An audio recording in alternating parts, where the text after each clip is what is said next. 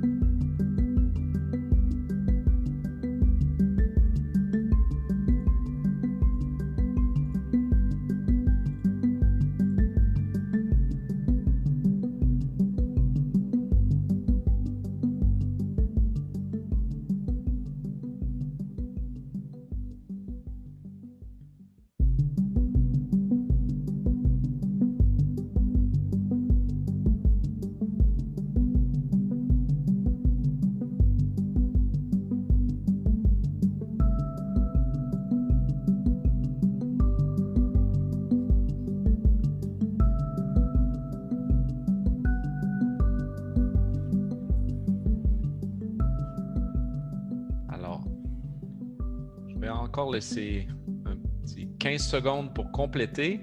Et ensuite, j'aurai le plaisir de partager les résultats. Presque tout le monde a répondu à la question. Donc, 94%, c'est très bien. Donc, je vais compléter maintenant. Et voilà. Donc, je partage les résultats avec vous. Donc, si on regarde les résultats, donc la première question, Jonathan, avez-vous une solution pour publier des cartes en ligne? Donc, la majorité de nos répondants, 94%, Grosse ont répondu majorité, oui. oui. Donc, la grosse majorité travaille déjà en web. C'est une excellente nouvelle. Donc, ça, on est heureux de voir ça. Si on regarde les utilisateurs SIG, donc quel outil SIG utilisez-vous actuellement? La plupart des répondants travaillent avec, on a un mélange ici, là, à peu près équivalent.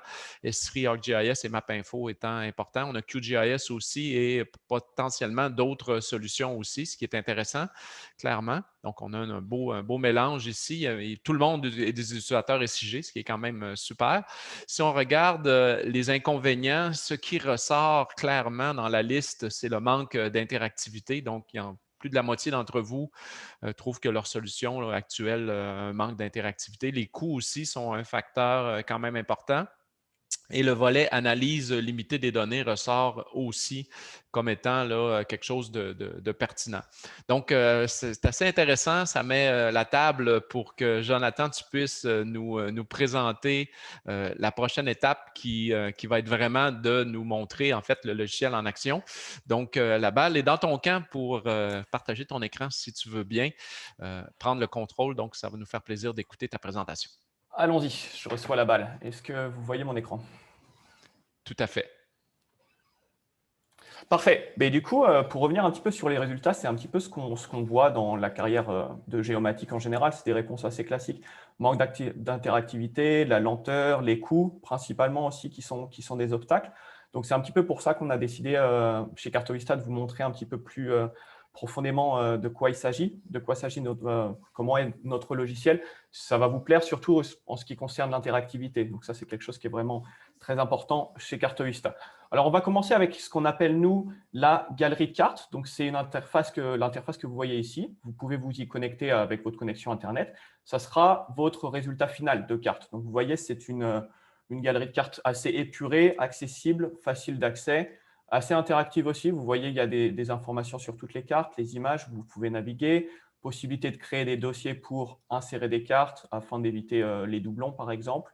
La barre de recherche, si vous avez vraiment beaucoup de matériel, vous pouvez juste taper le nom de la carte ou les mots-clés.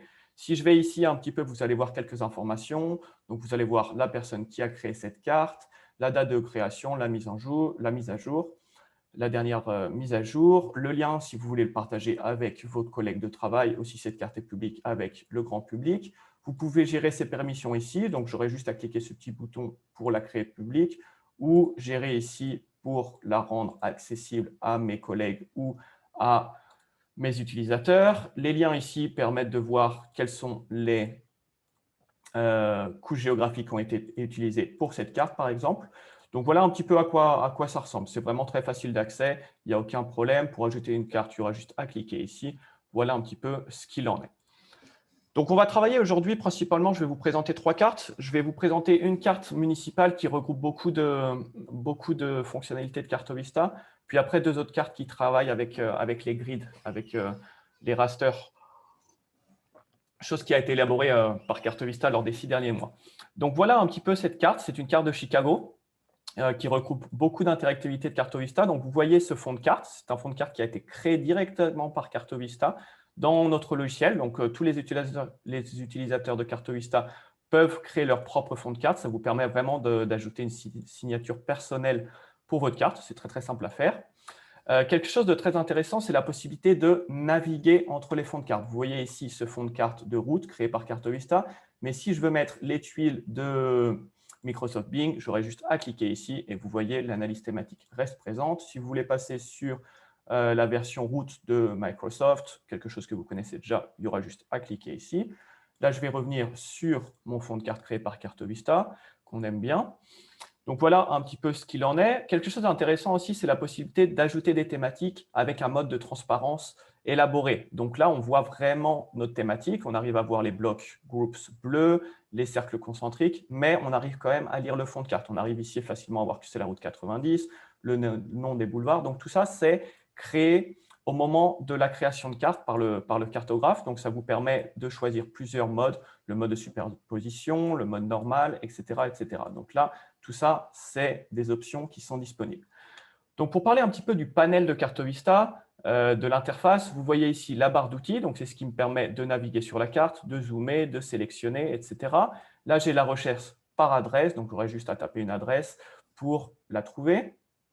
Ici, j'ai tout ce qui concerne mes couches géographiques. Donc, mes couches géographiques, ici, vous les voyez. J'aurai juste à les sélectionner ou à les désélectionner.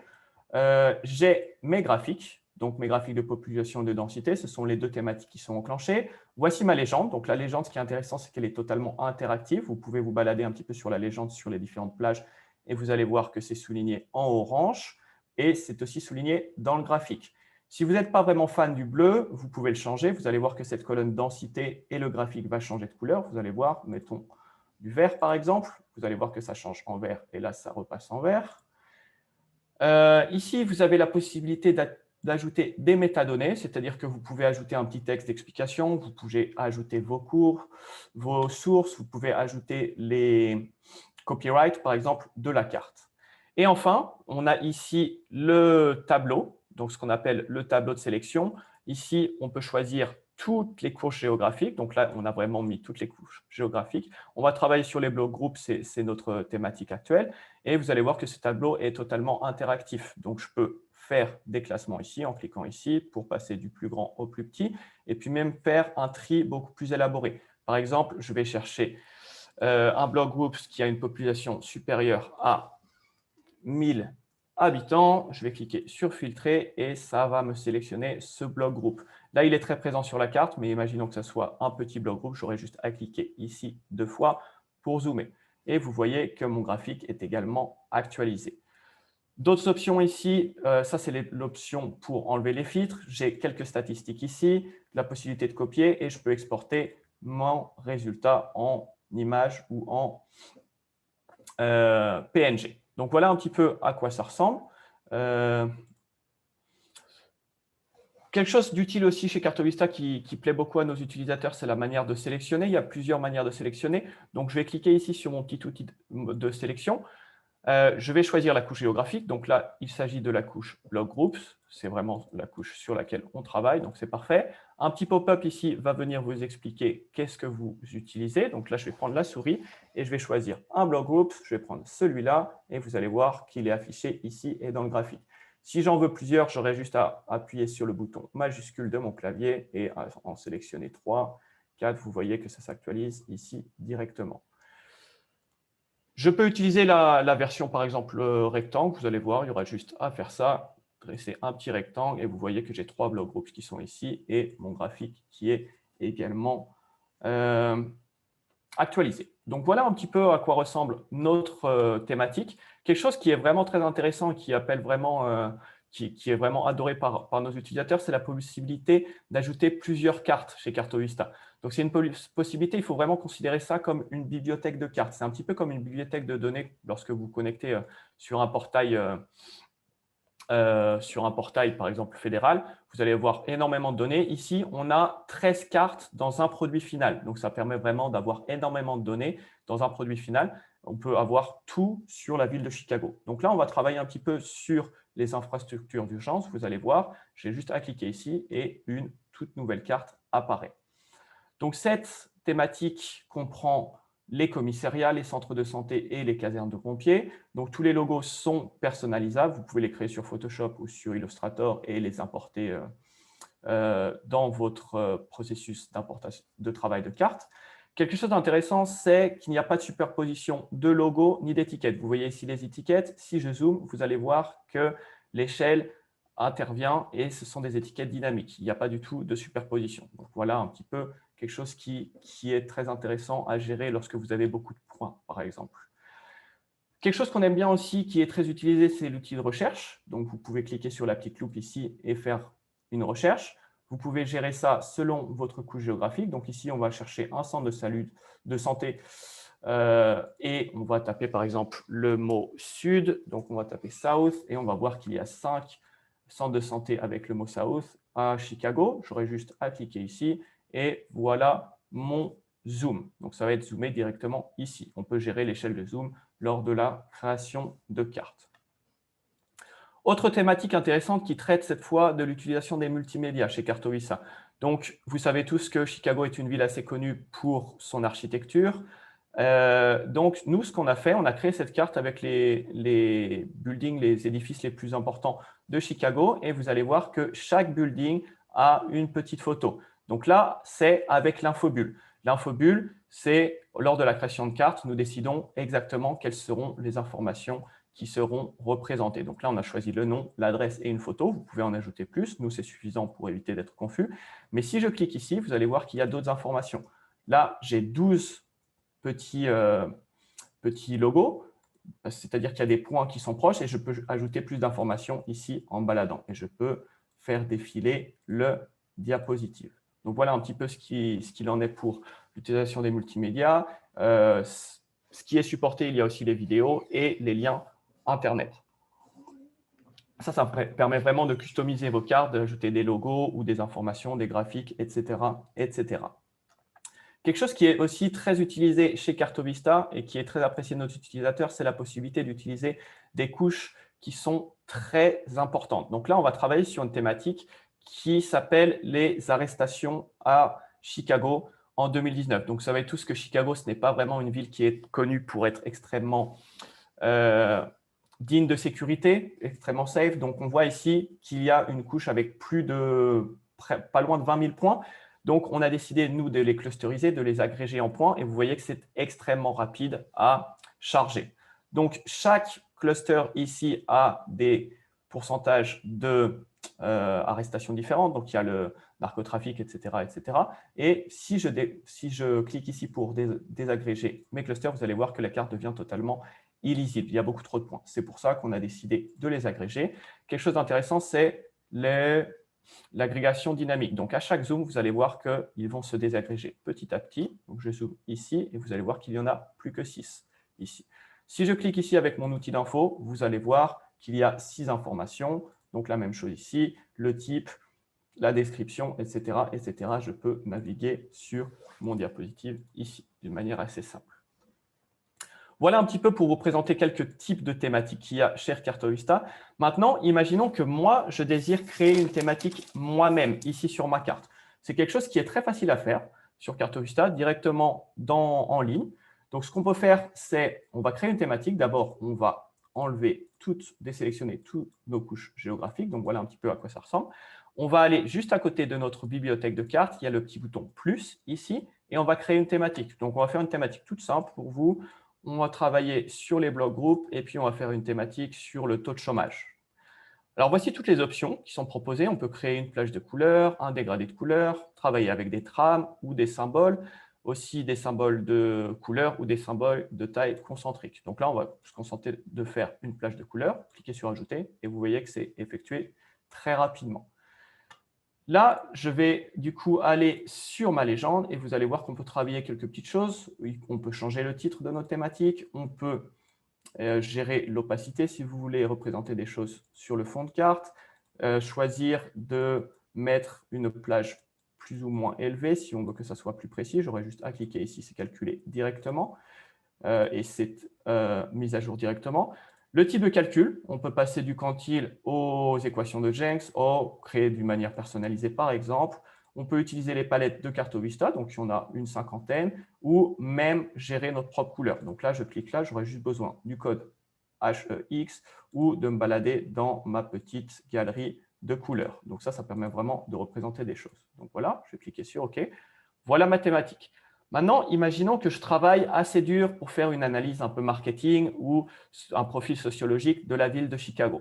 Je vais prendre des notes. C'est possible sur Cartovista. Il suffira juste de cliquer sur ce petit bouton crayon ici. Et il y a la possibilité d'ajouter un texte, des points, des lignes ou des polygones. Donc, imaginons que je vais ajouter un point. Possibilité d'ajouter un point en géocordant mon adresse. Là, ce que je vais faire, je vais juste ajouter un petit point. Je vais le faire ici et je vais ajouter un texte en disant Jonathan était ici. Voilà, je peux ajouter un polygone en plusieurs options, créer moi-même mon polygone, un cercle ou un rectangle. Je vais ajouter ça. Je peux gérer plein de choses ici. Et puis, les lignes. Les lignes, ce qui est intéressant, c'est qu'il y a la distance qui est calculée. Donc, au moment de créer votre carte, vous pouvez choisir que ce soit des kilomètres ou des milles, etc., etc. Donc, imaginons que je travaille quelques heures là-dessus, que je fasse mon profil. J'aimerais bien sauvegarder ça et le passer à mes collègues ou moi-même retravailler dessus demain. Je n'ai pas eu le temps de terminer, donc je vais retravailler dessus demain. Comment le faire? Ça va être tout simple. Je vais cliquer sur mon petit bouton Save ici. Je vais choisir le titre. Donc, je vais l'appeler la session de Jonathan. Si je clique sur accès restreint, ça sera que pour moi. Je pourrais le consulter seulement moi. Mais sinon, je peux décider que mon collègue Kevin aura le droit de consulter ça et qui va également avoir le droit de le modifier. Donc voilà, c'est fait. Je vais juste cliquer sur Créer.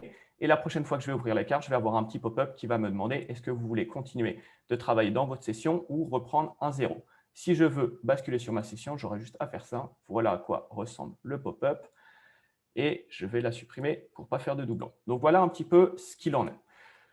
Je peux également exporter mon tableau, ma vue ici. Donc, je peux l'exporter en PNG ou avec les données Excel. Je peux cliquer sur Imprimer pour travailler en PDF. Je peux créer un poster. Il y a les différentes tailles.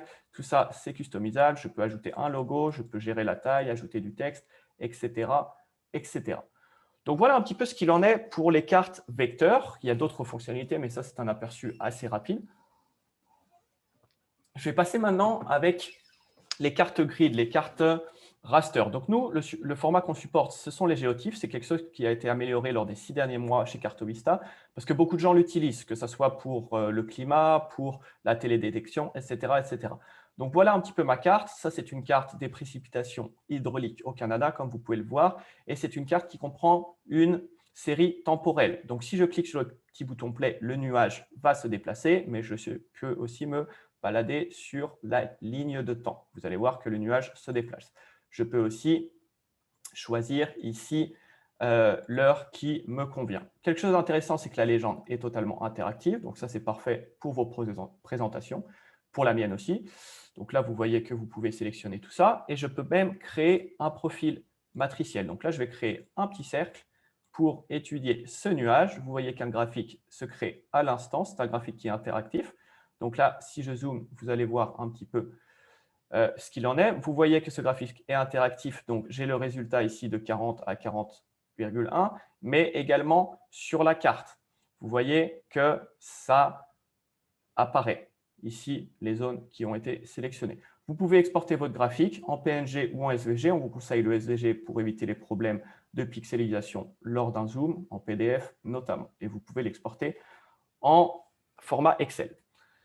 Autre chose qui nous plaît beaucoup, c'est notre travail sur les cartes de modèles d'élévation. Donc là, on a une carte de Gatineau, donc juste au nord d'Ottawa. C'est une ville qui est assez connue pour son parc et pour ses pistes cyclables. Ici, nous avons un champion du monde, Danny Bouchard, qui est un expert en cyclisme. Donc, Je pense que tu pousses un peu champion du monde. Là. Je suis pas champion rendu de là encore. Gatineau. Même pas. Et du coup, on a ajouté pour lui toutes les pistes cyclables en vecteur. Donc, vous les voyez, ce sont les lignes ici. Et ce qui est bien, c'est que Danny peut utiliser ça pour préparer ses petits trails de vélo. Donc, il va juste à cliquer ici et cliquer sur cette ligne, par exemple, et vous allez voir le profil de son trail qui va s'afficher ici, son chemin. Donc, vous voyez la longueur, le dénivelé, etc. Et si je zoome, vous allez même voir exactement où est le petit point. Donc, pour savoir si Danny doit faire une pause avant de monter le col, etc., etc. Donc, voilà un petit peu ce qu'on a. Je vais retourner sur votre serveur. Donc, voilà un petit peu à quoi ressemble le serveur. On a fait le tour des galeries de cartes. Voilà l'onglet Données. Donc, l'onglet Données fonctionne à peu près de la même manière que la galerie de cartes. Vous pouvez ajouter des dossiers pour que ça soit un petit peu plus ordonné. Donc là, vous voyez à quoi ça ressemble.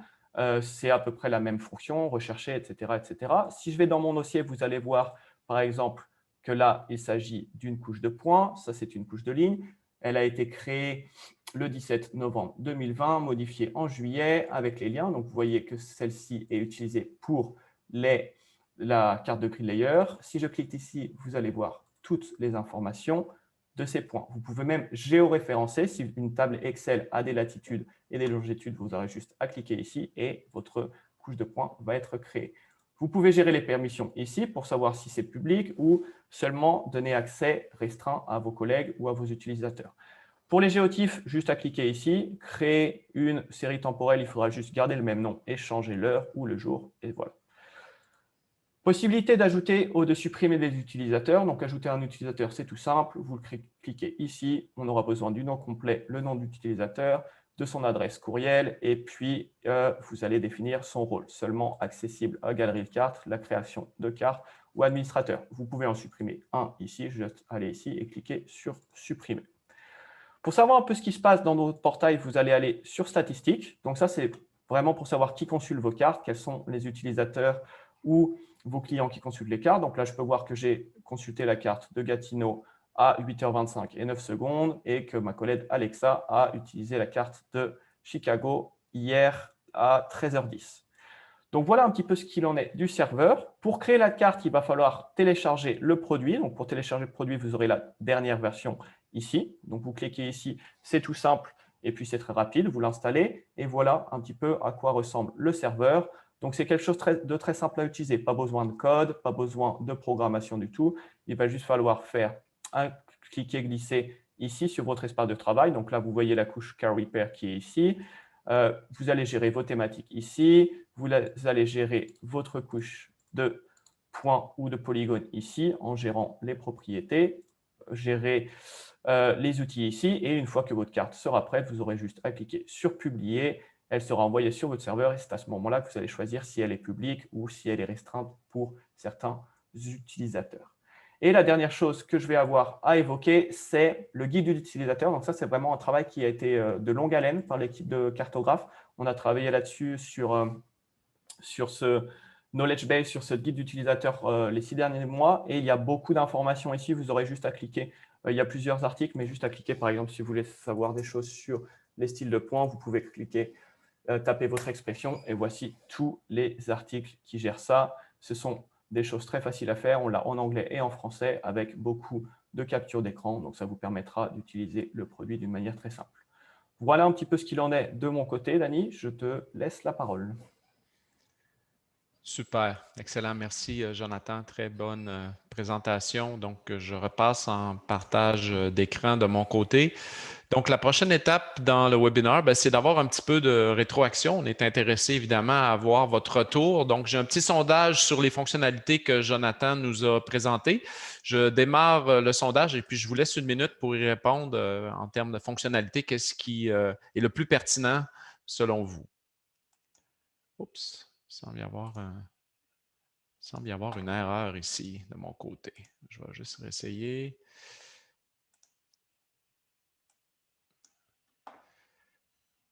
Ah, OK. J'ai une erreur pour le sondage. Ah, OK, ça fonctionne. C'est lancé, ouais. Bon, c'est reparti.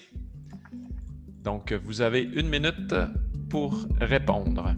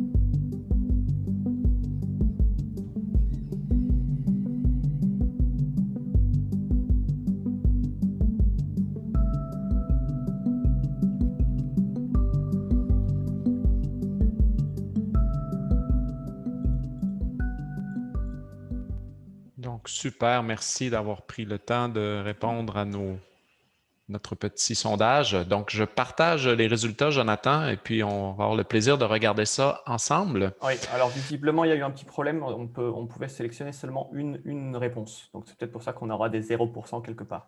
Ah oui, hein? Bon, donc le résultat est mitigé. Le plaisir des webinaires avec Zoom, des fois, on a des petites surprises. Ça l'explique pourquoi j'avais une erreur aussi de mon côté. Donc, malgré tout, je pense que la plupart des gens ont cliqué sur la première réponse. La qualité des cartes et le rendu rapide. Donc, je pense qu'on a quand même 5 personnes là, qui ont manifesté là, que c'était un élément important et pertinent. Oui, et puis après, on voit que les fonctionnalités interactives, que ce soit l'infobulle ou la visualisation des données, un petit peu avec ce qu'on utilise pour le multimédia aussi, est quelque chose d'assez intéressant. Tout à fait.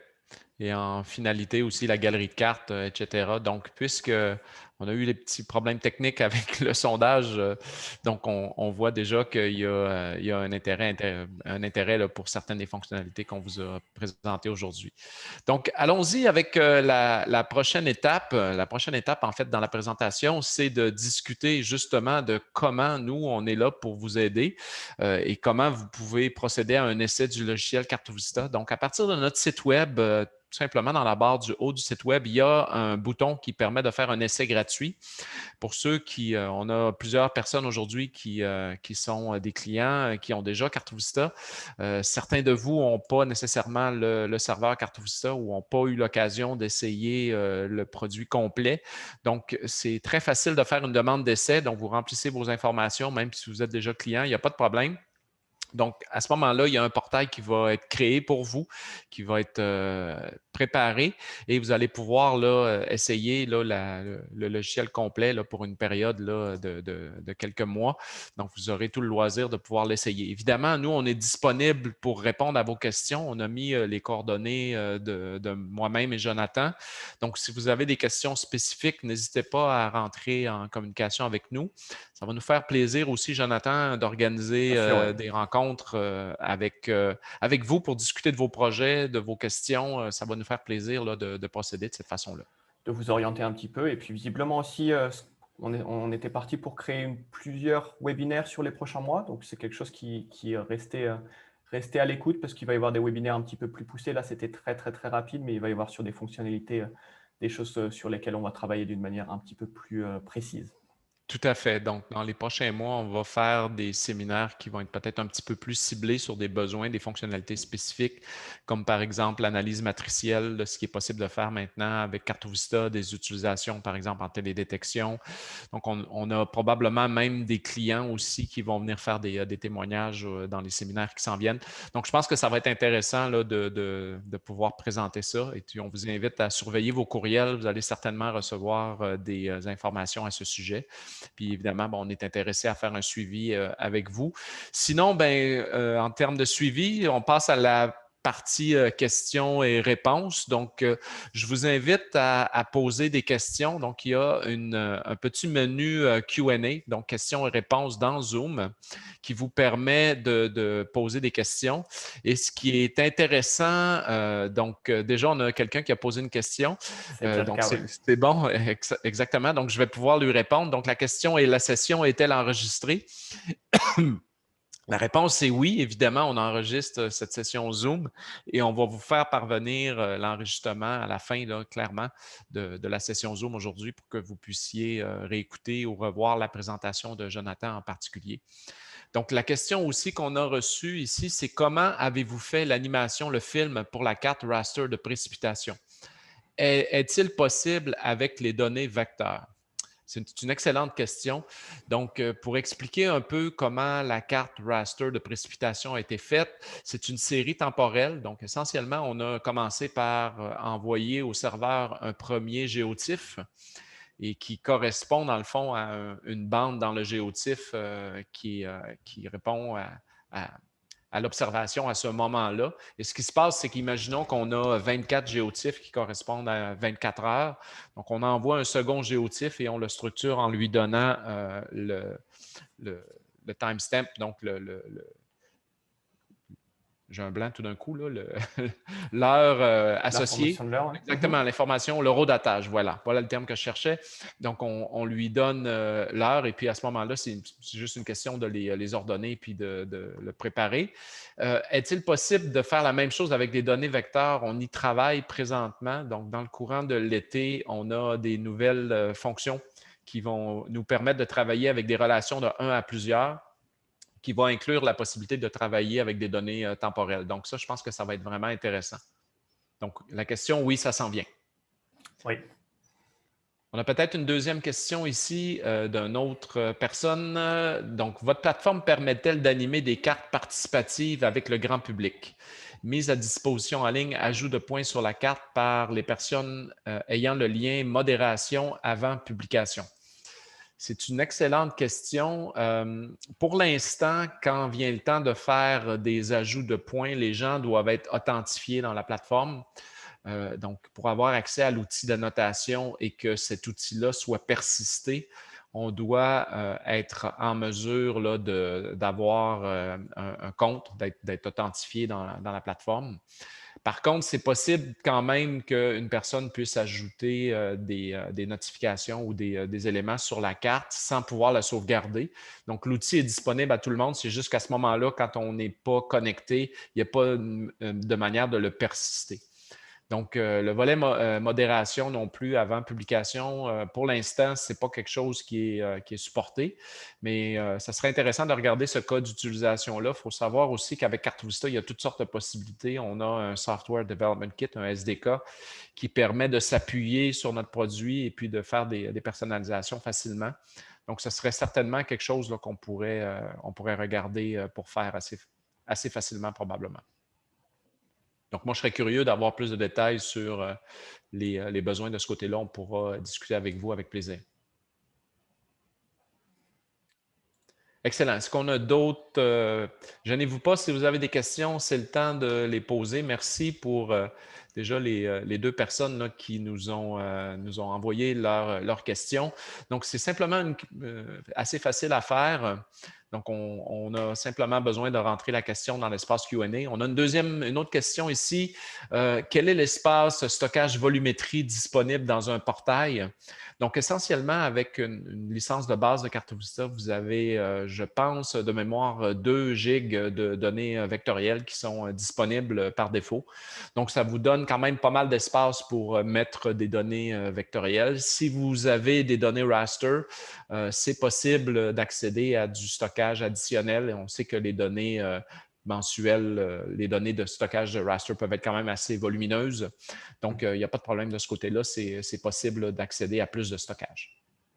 Une autre question, quel est le coût mensuel pour avoir accès au serveur et créer des cartes? Oui. Donc, le coût d'entrée de base de CarteVista, essentiellement, on parle de 3 000 US, donc 4 000 canadiens par année pour accéder au serveur et créer des cartes. Donc, ça, c'est le prix d'entrée pour un nombre minimum d'utilisateurs, qui est 3 utilisateurs. Donc, ça inclut 3 utilisateurs et ça inclut aussi la possibilité de créer un nombre illimité de cartes.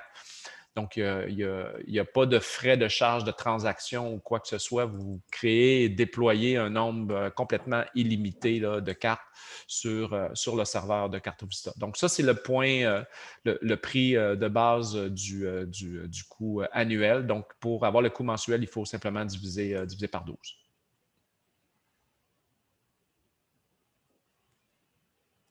Merci pour ces bonnes questions. Une autre question ici, vous avez présenté quelques fonds de cartes. Quelles sont les possibilités pour intégrer d'autres fonds de cartes tuilées? Donc, si vous avez des fournisseurs d'un fonds de tuilées existant qui est en Mercator sphérique, donc CarteVista supporte totalement tous les fonds de cartes en Mercator sphérique directement dans la plateforme. Il s'agit simplement d'ajouter l'URL et de paramétrer le tout dans le publicateur. On supporte aussi des fonds dans d'autres projections, par exemple les fonds de Esri, d'ArcGIS, par exemple, qui peuvent être intégrés directement dans notre plateforme. Il y a environ 7 ou 8 différents formats là, de fournisseurs de tuiles, incluant Bing, Microsoft, Here, toutes sortes de fournisseurs qui sont déjà supportés directement dans la plateforme. On a aussi de mémoire là, des trucs de l'IGN qui sont supportés pour la France. Donc, c'est assez facile pour vous d'intégrer ça directement là, dans votre fond de carte. Oui, tout à fait. Ouais. Oui, une autre question. Est-ce que le prix annuel inclut les frais de stockage? Oui, tout à fait. Donc, vous avez le package de stockage là, que j'ai parlé de 2 GB là, qui est inclus dans le frais annuel. Et si vous avez besoin de plus d'espace, évidemment, ça devient peu dispendieux. Là. Le stockage cloud aujourd'hui est relativement peu dispendieux. Donc, on a la possibilité là, de simplement ajouter un petit frais annuel pour avoir accès à plus de stockage. On a des clients qui vont travailler avec des terabytes d'informations pour les données raster, et puis ça fonctionne assez bien à des coûts raisonnables. Très bonne question. Est-ce qu'on a d'autres questions de la part de nos participants? Donc, si on regarde du côté de temps, on est 9h43, donc ça va quand même assez bien de ce côté-là. On a encore quelques minutes pour répondre à des questions additionnelles. Donc, on va prendre encore quelques minutes, prendre encore quelques questions. S'il y a encore d'autres questions, je vais sélectionner celles que j'ai déjà répondues ici. Donc, je ne crois pas qu'on semble avoir d'autres questions. Ce qu'on va faire aussi avec les questions-réponses qu'on a données aujourd'hui, on va vous faire parvenir des réponses par courriel. Donc, avec grand plaisir. On a une dernière question peut-être qui vient de rentrer ici. Est-ce que Cartouvista fonctionne avec les smartphones mobiles? Donc, l'avantage de Cartouvista, la réponse est oui. Ça a été développé en HTML5. Donc, on s'est assuré du support de tous les périphériques mobiles. Donc, l'application Cartouvista va fonctionner super bien sur des appareils mobiles. Donc, oui, ça a été une considération et on a une interface aussi qui est en anglais responsive, donc il va s'adapter selon les capacités d'écran de votre appareil. Donc, question très pertinente aujourd'hui. Je pense que c'est quelque chose d'important. Les gens sont sur le terrain, travaillent avec de la donnée dans différents endroits. On est tous sur nos téléphones de plus en plus. Donc, c'est quelque chose pour nous qui est important. Super, je pense que ça fait le tour. Merci à chacun d'avoir participé aujourd'hui à ce webinaire. Donc, c'était une belle manière. Ah, on a une dernière question. Une autre question ici, avant de conclure peut-être. Quel logiciel doit-on utiliser pour traiter les données de base? En fait, vous pouvez travailler avec n'importe quel SIG. Vous pouvez travailler avec QGIS, avec MapInfo, avec Esri. Pour rentrer vos données dans Cartouvista au niveau des formats vectoriels, on est capable de travailler avec des shapefiles, des tables MapInfo, toutes sortes d'autres types de fichiers également. Pour les données matricielles, c'est du GeoTIFF. Pour les données attributaires, vous pouvez travailler avec des CSV ou des données Excel. C'est très facile d'intégrer les données Excel là, directement dans le serveur, comme Jonathan montrait tout à l'heure. C'est un glisser-déposer. Ensuite, vous choisissez les champs que vous voulez conserver et ça permet là, de vraiment intégrer les données très facilement en quelques minutes. Ce que je vous invite à faire pour ceux qui n'ont peut-être pas eu la chance encore, c'est de démarrer une version d'essai du produit. Donc, vous allez recevoir des communications de notre part dans les prochains jours. Et puis, on va vous inviter évidemment à pouvoir déployer votre propre instance du serveur Cartouvista pour que vous puissiez avoir la chance d'essayer vos propres données. Je pense que c'est là que c'est intéressant. Donc, nous, on sera là pour vous supporter aux besoins là, avec grand plaisir. Donc, merci beaucoup, Jonathan, pour ta participation aujourd'hui, ta présentation. Ça fut très pertinent, très bien. Merci à toi, merci à vous tous aussi. Oui. Et puis, au plaisir à ce moment-là d'échanger. Si vous avez des questions, n'hésitez pas. On sera là pour continuer avec vous. Et puis, au plaisir à ce moment-là de se revoir sur un prochain webinaire qui pourra aller plus en profondeur sur certaines fonctionnalités. Sur ce, bonne journée à tous et surtout bon été. Profitez bien du beau soleil et on se revoit probablement bientôt. Au revoir. Merci. Bonne journée.